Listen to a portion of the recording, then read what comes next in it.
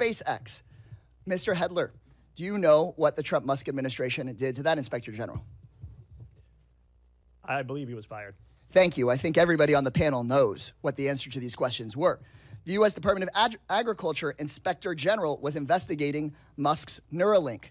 Mr. Talcove, now I'll ask you again under oath, do you know what Mr. Trump did to that Inspector General that was looking into one of Musk's companies? No. He was fired. The Inspector General at the EPA was repeatedly taking on Tesla.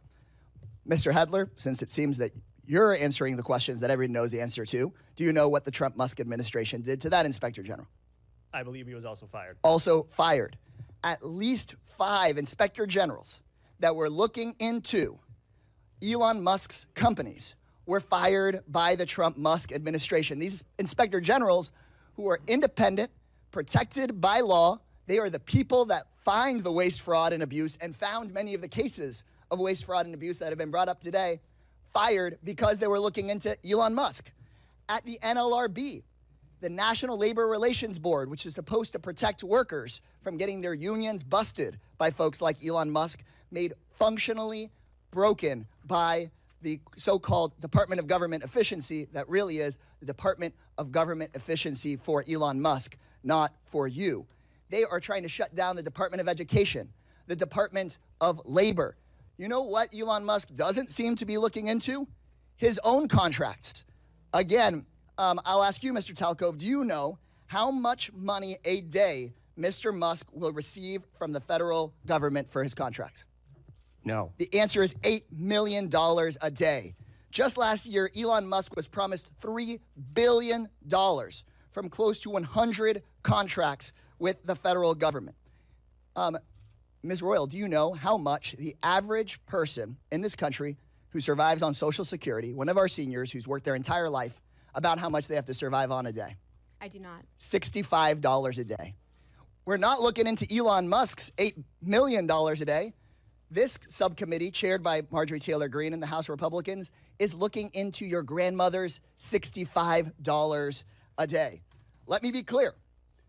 I think we would all support taxpayer savings, look into money we might needlessly send to billionaires and big corporations, find taxpayer savings, and send it back to your hardworking family.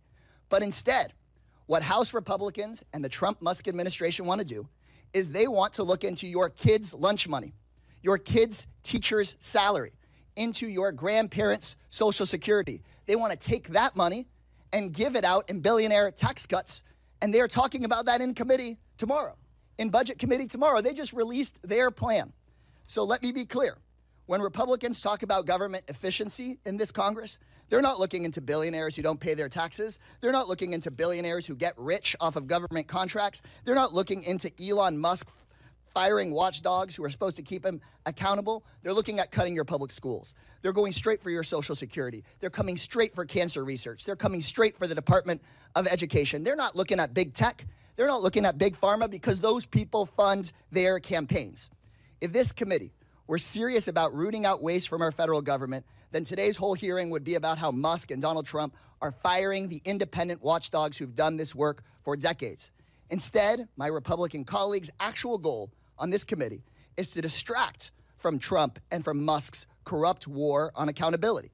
This will not be a subcommittee dedicated to making government efficient for everyday people.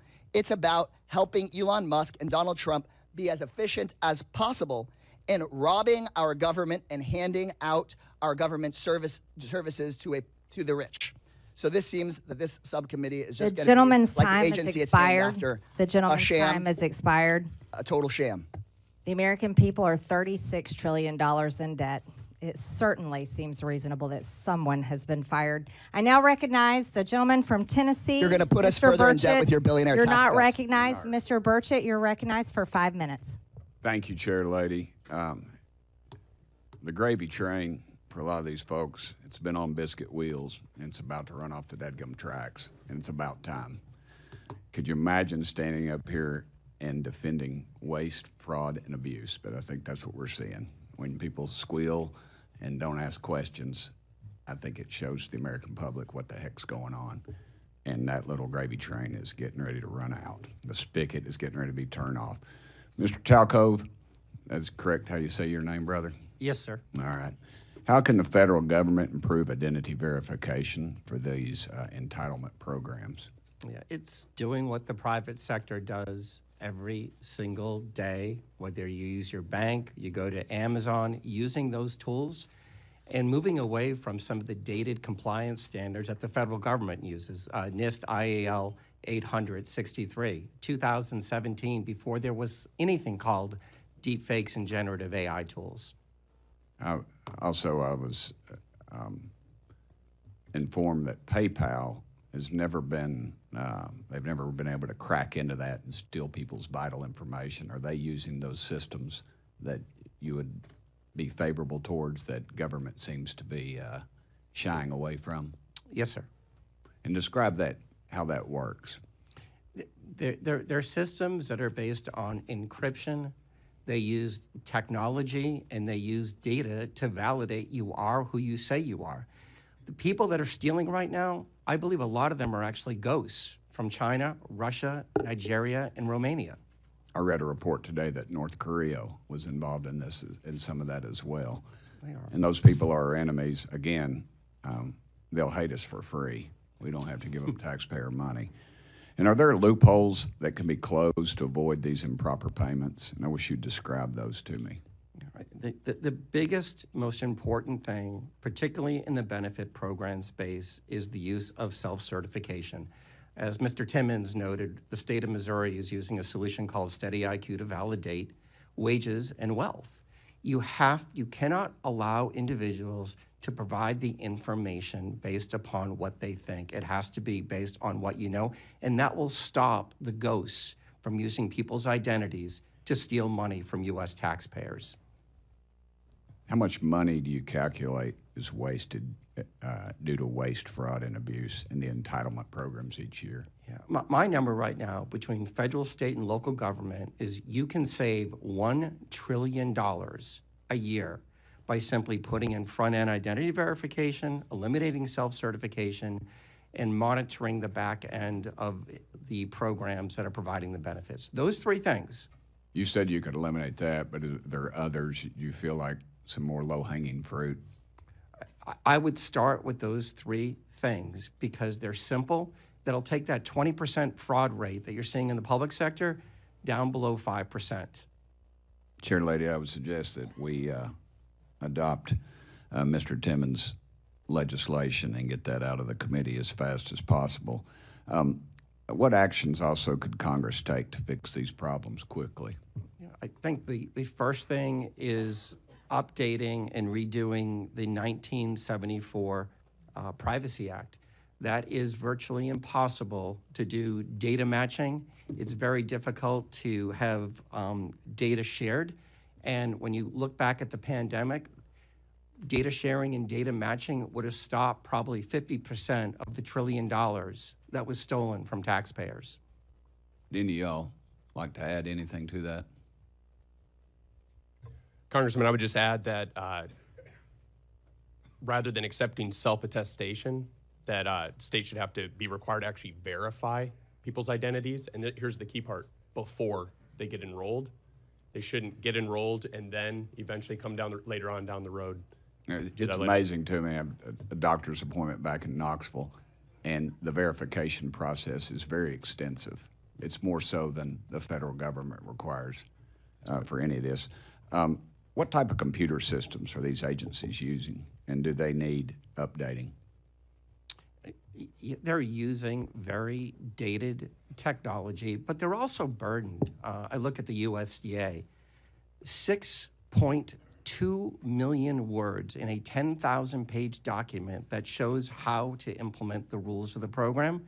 Nobody can figure that out. So one of the things that I think has to happen is the simplification of these processes and systems, and then just use the technology that we use every day in the private sector. Okay, thank y'all so much for being here. The gentleman's time has expired. Thank you, Chair Lady. I now recognize the gentlewoman from Texas, Ms. Crockett, for 5 minutes. Thank you, Madam Chair. And Mr. Talcove, I'm just going to go ahead and pick up where you left off really quickly. Just to be clear, the upgrades that you're talking about as it relates to our data processes, these aren't things that would be free, are they? They would cost some kind of money. Not looking for a number, but they will cost, correct? Some are free and some would cost money. Okay.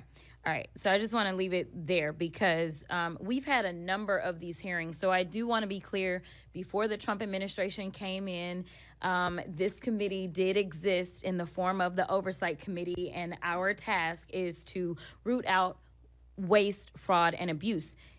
In that vein, we had a number of hearings, at least last term. I can't speak for any other term as I'm only in my sophomore term, and we dealt with improper payments. And interestingly enough, our chairwoman, who is so passionate about this today, she missed every single one of those improper payment hearings. But just to be clear, I was there, so I don't want anyone to believe that Democrats just come to work and don't plan to do work.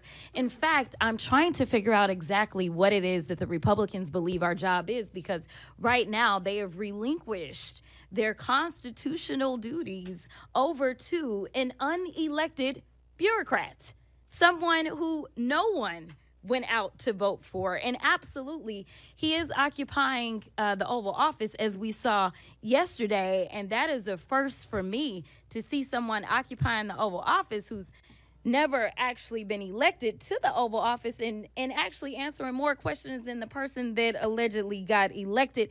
But for whatever reason, this is the first time we're having a DOGE subcommittee hearing, and that guy's not here. Instead, we have y'all. So I do want to thank you for coming.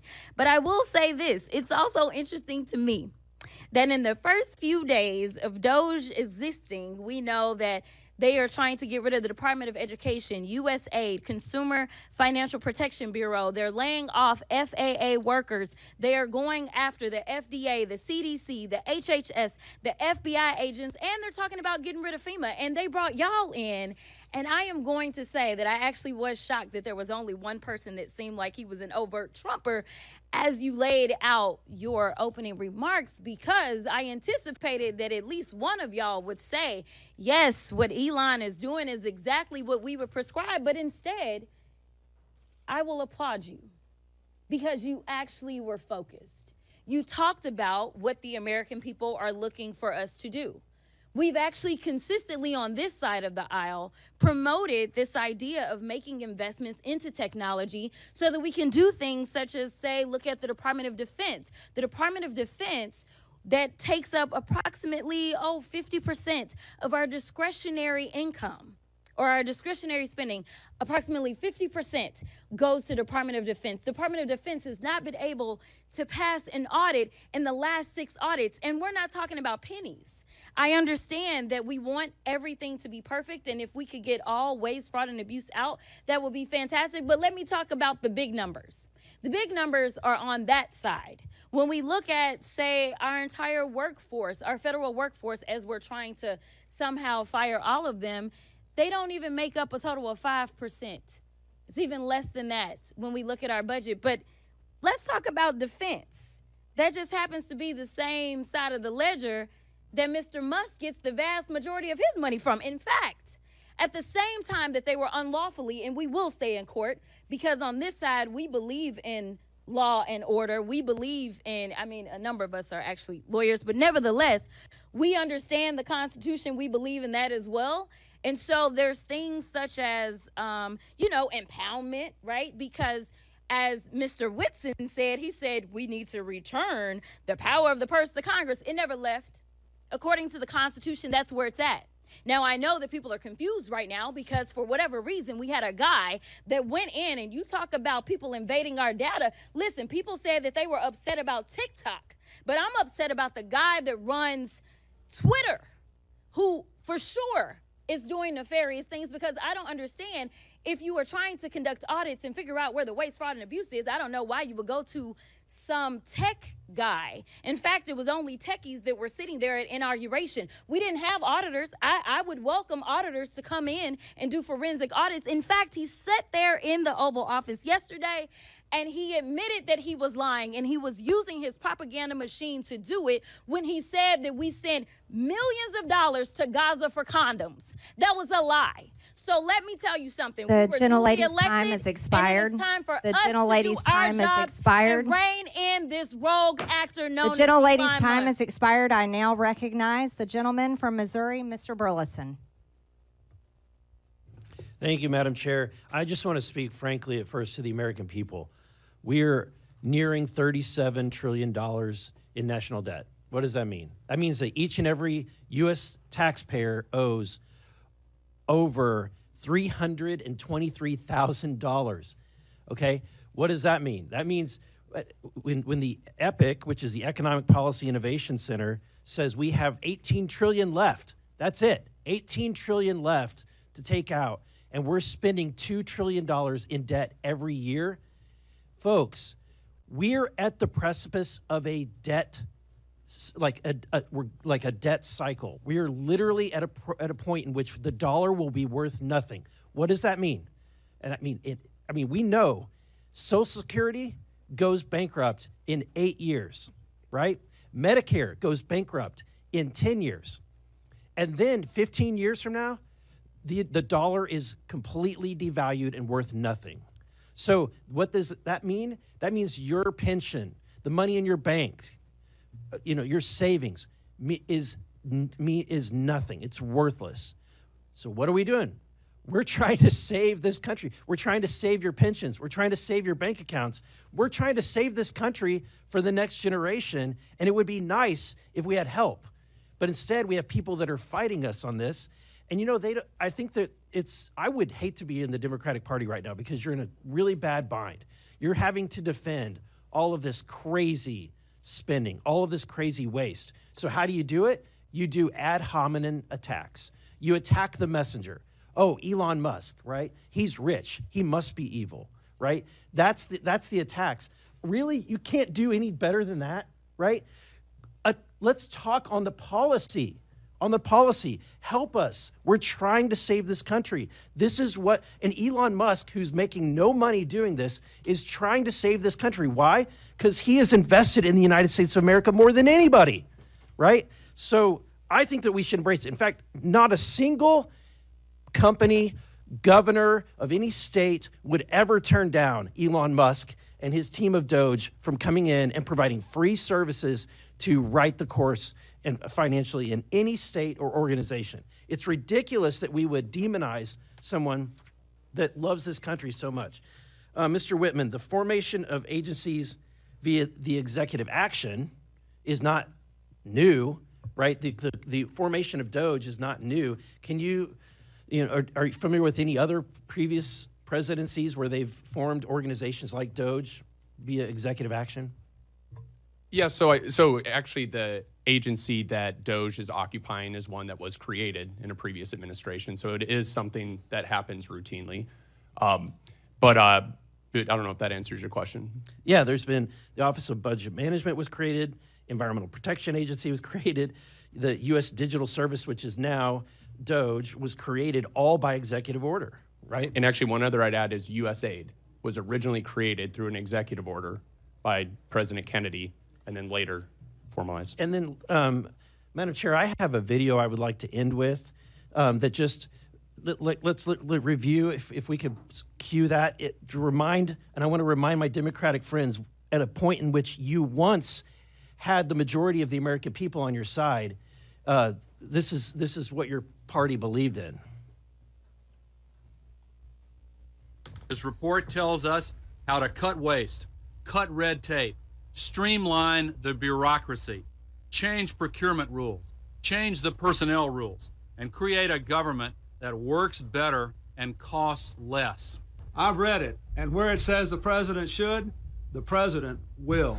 Among the 800 recommendations, eliminating 12% of the federal workforce, merging some government agencies like the FBI, the DEA, and the Bureau of Alcohol, Tobacco, and Firearms, closing hundreds of government offices outside Washington. From the day I took office, one of the commitments that I made to the American people was that we would do a better job here in Washington in rooting out wasteful spending.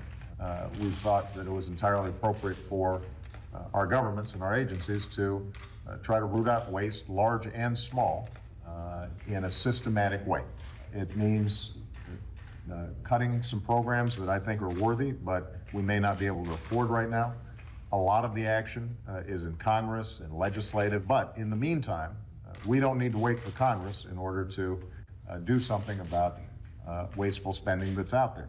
We haven't seen as much action out of Congress as we'd like, and that's why we launched on our own initiative the campaign to cut waste. And we're going to keep on finding every possible way that we can do that, even if Congress is not acting. There you go. I think it speaks for itself. My time has expired. The gentleman's time has expired. Thank you. I now yield to the gentlewoman from the District of Columbia, Ms. Norton, for 5 minutes. Thank you. Our Republican colleagues and the Trump administration continue to demonize our friends and neighbors who work for the federal government and swear an oath to protect the Constitution and serve the public. Thousands of civilian federal employees have given their lives in the line of duty for their country. The administration seems intent on dismantling much of the federal government in violation of the Constitution, statutes, and regulations. And our Republican colleagues are letting them do it. They want to gut the nonpartisan civil service and to convert a significant portion of the remaining civil service into political appointees. Depriving the federal government of employees' expertise and experience will harm the services that the government provides to all Americans. Mr. Hetler-Garlett, the administration is attempting to cause a mass exodus from our federal workforce. Will this increase or decrease waste, fraud, and abuse? Thank you, Delegate Norton. I think it's pretty clear that chaos is not the friend of efficiency. If you undermine the very functionality of the government, you're not going to make it more efficient. You're going to make it worse, and it's going to cost even more money to recoup or to fix things that go wrong in the interim. So again, I mentioned earlier that if you care about waste, fraud, and abuse, firing Inspector General doesn't add up. I think if you care about government being more efficient, I think intentionally creating chaos is the opposite of that. Well, Mr. Hetler-Garlett, do federal employees operate without oversight or rules and regulations?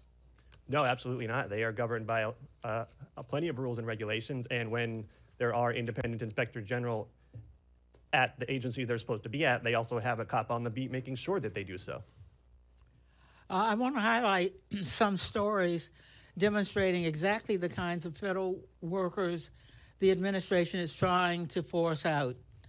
How about Chris Mark at the Department of Labor, whose pioneering work on mine safety has reduced minor safety deaths from roof collapses to almost zero today? Or Jared Koopman at the Internal Revenue Service, who pioneered new methods for tracking criminal cybersecurity currency transactions that led to the rescue of 23 children from rape and assault, as well as the seizure of hundreds of millions of child abuse videos and 370 pedophile arrests. This work also prevented funding from going to terrorist groups. Or Ronald E. Walters, who manages the 155 national cemeteries around the country and tends to the resting places of almost 4 million veterans. These are just a few of the federal workers who serve Americans every day. The workers are wildland firefighters, border guards, doctors, nurses, food inspectors, air traffic controllers, and law enforcement that do their civic duty, often despite the fact that they could make such more in the private sector. Thank you, and I yield back. The gentlelady yields. I now yield to the gentleman from Georgia, Mr. Jack. Well, thank you very much. Thank you very much, Madam Chair. And I want to also thank you for convening this hearing. I think it's incredibly important, and I want to thank our witnesses for appearing before us today. Like another member of this committee, I too was once an employee of the Executive Office of the President. I worked in President Trump's White House from the very first to very last day of his first term, and I saw firsthand how entrenched and resistant the federal bureaucracy was to his agenda. So it's no surprise that today a few of my Democrat colleagues have continued that trend by using their time to bash Elon Musk instead of discussing ways to work together to advance a bipartisan cornerstone of President Trump's agenda, the mission to finally eliminate waste, fraud, and abuse. And I just took a rudimentary count of the Dems' testimony, or rather comments today, and I've got 27 mentions of Elon Musk and 3 mentions of waste. And I don't know if that's, in fact, the right count. Encourage anybody to fact check me, but I think it illuminates and illustrates one of the problems that we're facing, which is a lack of bipartisan effort to address these critical things that, waste, fraud, and abuse is something that should be bipartisan. The chair noted that in her opening remarks. Now, Madam Chair, you know how much I enjoy studying public opinion. So with your approval, I'd like to enter into the record the CBS News poll from this past weekend, conducted February 5th to 7th, 2025. And I'd also like to illuminate 2 findings. First, 70% of Americans, Democrats and Republicans included, believe President Trump is already doing the job that he was elected to do, which is interesting because I have an article here from CNN from September 2024 that notes Trump says Elon Musk has agreed to lead proposed government efficiency commission as ex-president unveils new economic plans. So he is doing exactly what he said he would do by empowering his administration to root out waste, fraud, and abuse, and that's exactly what we're trying to do here today. I'd also like to note one interesting statistic from that. 62% of Americans want Democrats in Congress to work with us to advance the priorities that President Trump was elected to govern on. So I think those are 2 stats that I hope everyone pays attention to. But to ask questions of our witnesses, I'd first like to start with Mr. Talcove. One of the things that I've found very interesting from your opening testimony is you talked, and I think you engaged with Mr. Burchett on the 1974 Privacy Act. And I had some interesting folks visit my office yesterday who noted that 1/3 of all prior authorizations are still done manually by phone, fax, or direct post mail. First off, would love your comments on that, and I'd also like for you to expound upon some of the solutions that we can deliver to this Congress in modernizing that 1974 Privacy Act. Yeah, these aren't people problems. These are technology problems. You can't process the number of individuals that are accessing our systems person by person. It just takes too much time. So by updating the 1974 Privacy Act and allowing for digital matching, you would have very quickly realized that a large portion of the PPP loan funds were going to the wrong person. You would have been quickly able to match, and I think the number was 20% were on the do not pay list. You can't expect people to do what a machine, and especially AI, can do today. Fair enough. Thank you very much for that. And if I can also ask Mr. Whitson, I think we share a common interest, which is to move departments and agencies outside of Washington, D.C. It's something that I campaigned on, something that I helped President Trump effectuate in his first administration. And I have to imagine that if we have departments and agencies outside of D.C., if we've got a workforce that's more reflective of the balance that America is, we at the same time, too, could potentially root out some of this waste, fraud, and abuse by enabling other Americans, other citizens of our country to help advance some of these issues. So would love your commentary on that before my time expires. No, I think you're exactly right, Congressman Jack. And so I think, you'd save a lot of taxpayer money. So building a headquarters in downtown D.C. versus Huntsville, Alabama, you're going to be able to save a lot of money. Number 2 is you're actually going to make life better for the employees as well. So that's a point that's also missed a lot, but commuting into D.C. versus being able to go somewhere else where it's a better cost of living and things like that might be better for the folks. And then lastly, these areas where you set up a headquarters are going to be populated by people that live in the area to fill the rank and file of staff positions. And so if you plant these federal agency headquarters in the heart of any area that's overwhelmingly one party or the other, then you're going to naturally get that sway versus something that's more representative of the people as a whole. Well, thank you very much, our witnesses. Mindful of my time, I want to finish before my time expires. I yield back to our chairwoman, Marjorie Taylor Greene. Thank you. And Chairwoman, I would like to ask for unanimous consent to enter something into the record. So what is it? It is a report from the Congressional Research Service, nonpartisan CRS, that lays out the rules and the law for firing inspectors general, which of course look into waste, fraud, and abuse. And Without that objection. Rule, thank you. And that rule requires for the law to be followed, for Congress to be notified with 30 days and a reason for firing inspectors general to give Congress a chance to overrule that. And that's the law. So thank you for entering that into the record.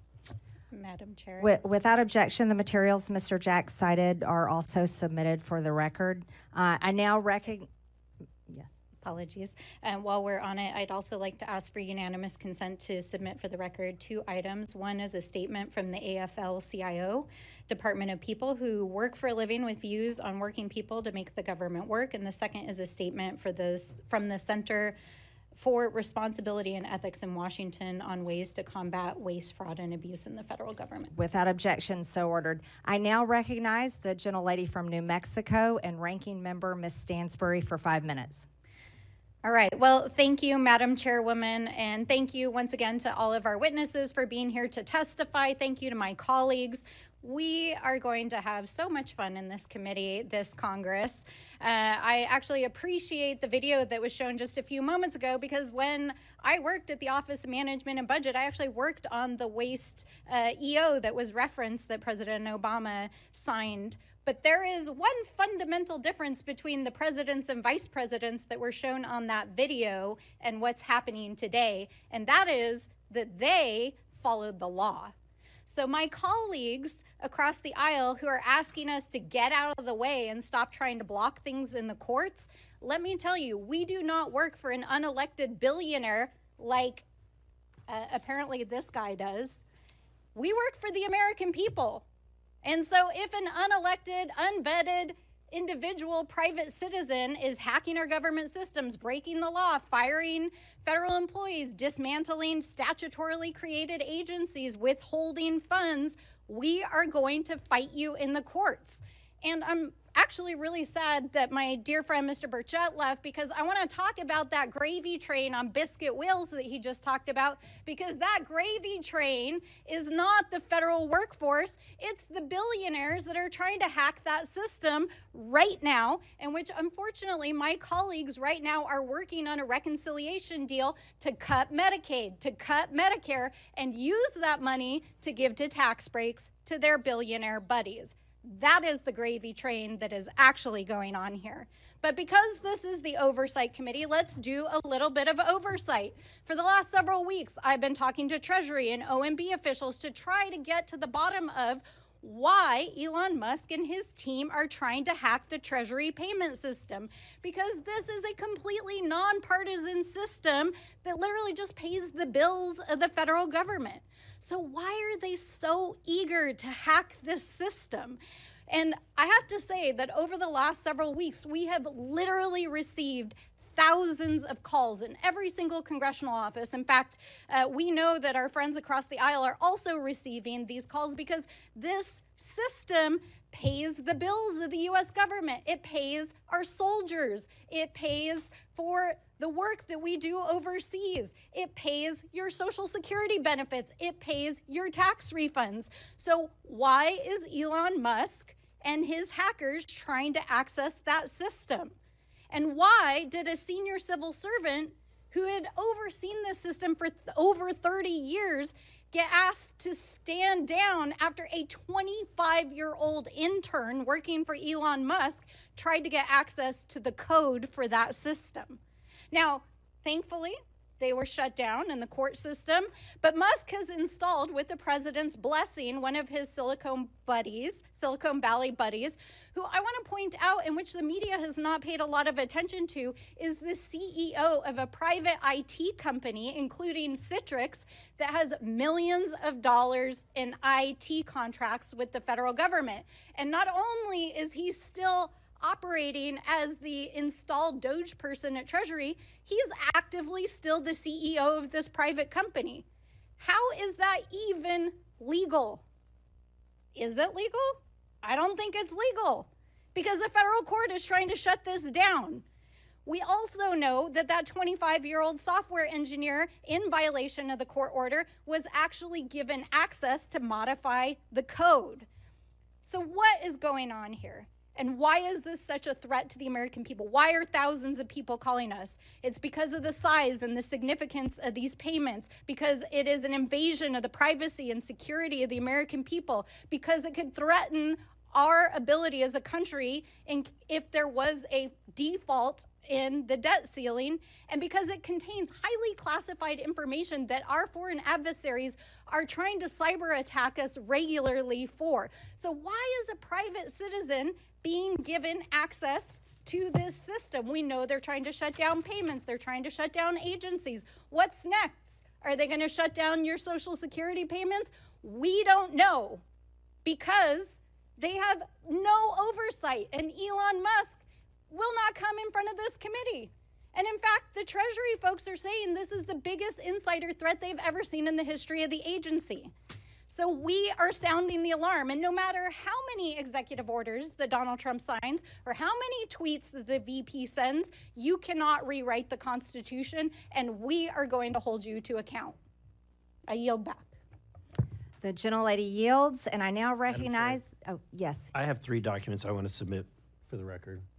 The What first document is the Constitution, Article 2. I would like to submit that for the record. That clearly spells out the president's authority. I would also like to submit for the record 5 U.S. Code 3161, the employment compensation of employees, which clearly spells out his authority to create DOGE. And then I want to submit for the record the executive order that Trump issued on January 20th of 2025, establishing DOGE officially. Without objection, so ordered. I now recognize the gentleman from Texas, Mr. Gill, for 5 minutes. Thank you, Madam Chair, and thank you for hosting this committee. If we've learned anything so far, it's that Republicans want to cut waste, fraud, and abuse from our federal government and save taxpayer dollars, and Democrats want to grandstand and play politics. We can see right now, even of the 6 Democrats on this committee, only 1 can even be bothered to stay for the duration of this hearing. All we've heard about for most of this hearing from the other side of the aisle is Elon Musk, Elon Musk, Elon Musk, unelected bureaucrat. And I'd like to ask if Democrats really care about unelected bureaucrats making decisions over our lives, where were they whenever their god, Anthony Fauci, was forcing vaccine and mask mandates on the American people for 4 years during the, during the COVID crisis? Where were they whenever unelected Alejandro Mayorkas was facilitating the invasion of our country by illegal aliens who were murdering and raping and pillaging our people?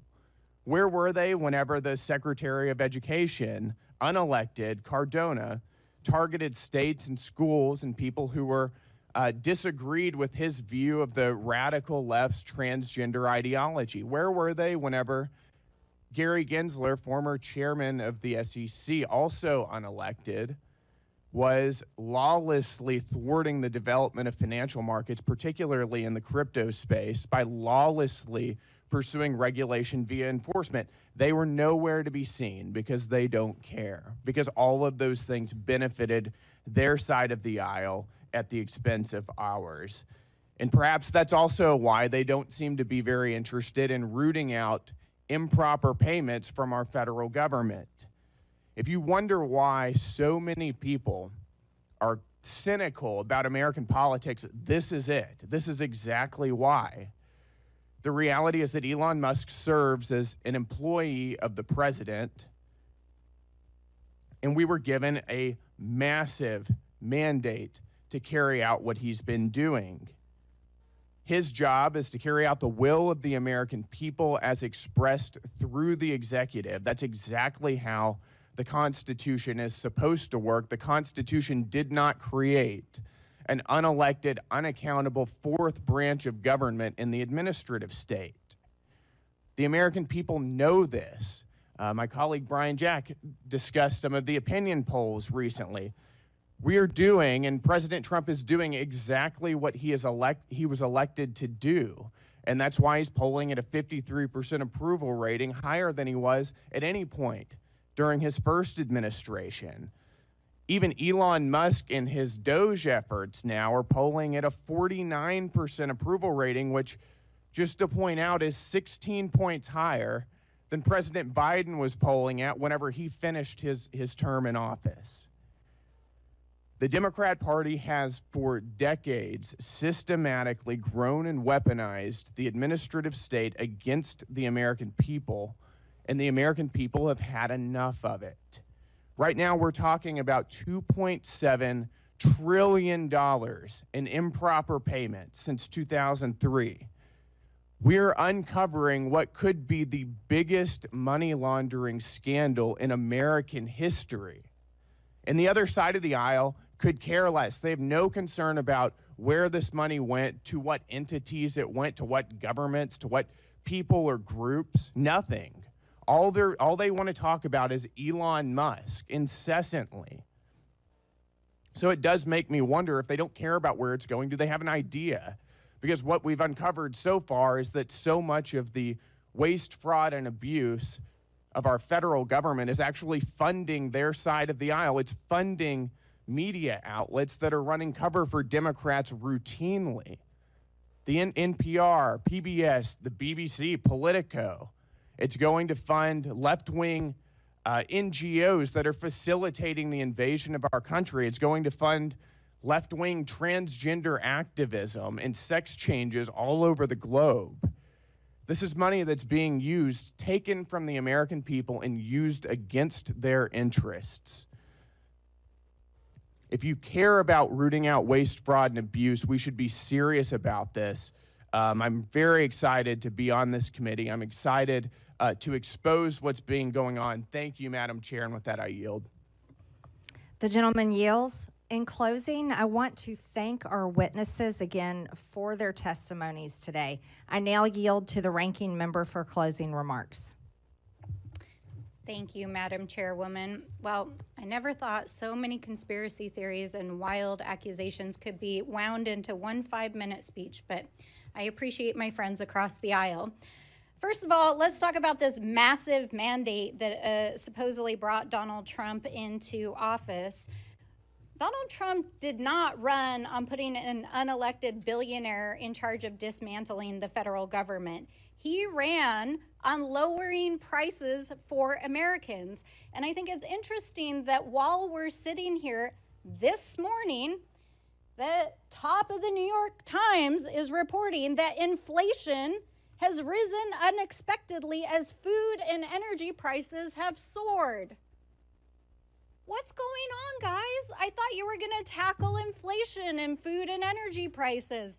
Isn't that what the executive orders were supposed to do? Oh, wait. Or is dismantling diversity, equity, and inclusion in our federal agencies and putting an ideological agenda and trying to fire the federal workforce your actual agenda? Have you been too busy trying to actually address the fiscal health of this country? Because the numbers are telling us that you have. So let's be real about what's going on here. I also want to point out that literally while we've been sitting here for the last almost 2 hours getting lectured on fiscal responsibility, literally the Republicans just released their plan to raise the debt limit while we were sitting here. And they want to raise it by $4 trillion. Okay, guys, like literally, I'm just like without words.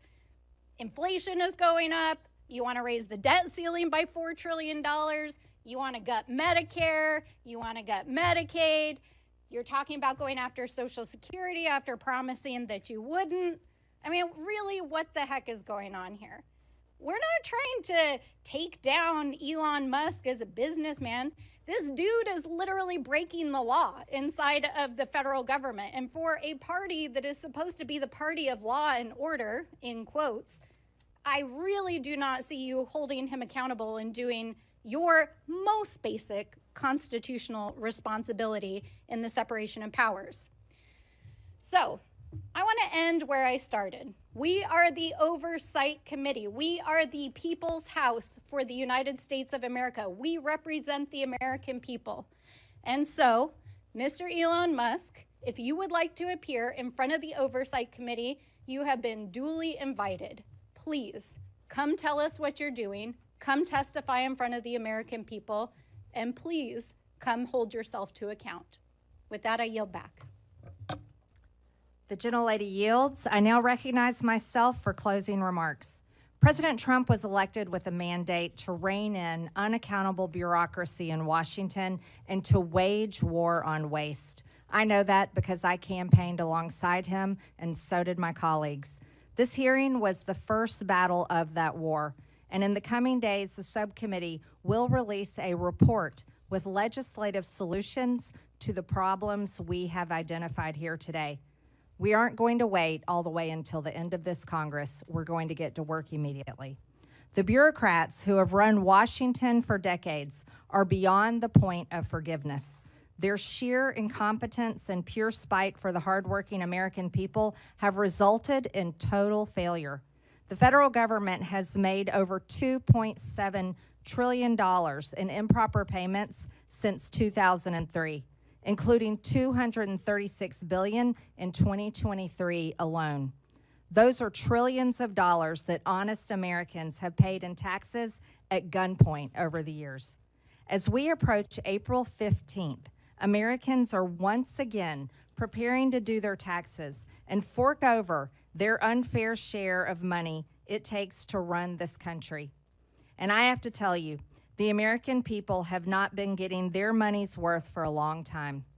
Most improper payments in recent years were issued through 5 programs: Medicare, Medicaid, the Earned Income Tax Credit, Pandemic Unemployment Insurance, and the Paycheck Protection Program. But a total of 16 federal programs had improper payment rates of 10% or more in 2023. That includes SNAP, the federal food stamp program, which paid out $10 billion taxpayer dollars improperly. To get their arms around this problem, Elon Musk and the DOGE team went straight to the source. They went to the Treasury Department's Fiscal Service, which makes about 90% of the trillions in federal payments issued annually. The audit of these payment systems was long overdue. Treasury Secretary Scott Bessent gave DOGE employees working for the government read-only access to these systems so they could conduct that initial audit. That audit is already paying dividends. Musk learned that the databases federal agencies are supposed to check to prevent payments to fraudsters, crime rings, and dead people are not being kept up to date. Going forward, we are going to get more mileage out of these do not pay databases. That means fewer improper payments and less fraud and waste of taxpayer dollars. Despite this fraud that's already been revealed, a federal judge in New York issued a ruling last Friday that ran totally contrary to the will of the people. The judge blocked not only DOGE, but the Treasury Secretary himself from accessing his own agency's payment systems. That's absurd. Only career Treasury Department unelected bureaucrats can access the system, the judge ruled. This turns the Constitution on its head. We will hold this judge and others who try to stop the will of the people and their elected leaders accountable. As is written in the Federalist Papers, the judiciary has no influence over either the sword or the purse, no direction either of the strength or the wealth of the society. It may truly be said to have neither force nor will, but merely judgment, and must ultimately depend upon the aid of the executive arm for the efficacy of its judgments. But the whole DC swamp is freaking out that the unelected officials from DOGE were allowed access to these systems. That makes no sense. Federal judges were not elected. The Treasury bureaucrats were not elected, and they have failed to fix the problem that is enabling American taxpayers to be robbed. So why not bring in skilled outside experts like private companies and private citizens who are successful in the real world to do everyday work that we need to get done here, like audits? Of course, federal payment systems are only one link in the improper payment chain. We need to look at other links in the chain. We need better front-end identify verification to screen out fraudsters, and we need to close eligibility loopholes. That means not letting applicants self-attest to their own eligibility. And it means ending categorical eligibility, which lets someone who fraudulently qualifies for one federal benefit automatically get other federal benefits. Finally, we need to better coordinate fraud prevention efforts between federal governments and the states. These are all issues that we will be taking a hard look at in this committee and coming up with solutions to, including legislation and referrals to committees of jurisdiction that will deliver for the American people. With that and without objection, all members have 5 legislative days within which to submit materials and additional written questions for the witnesses, which will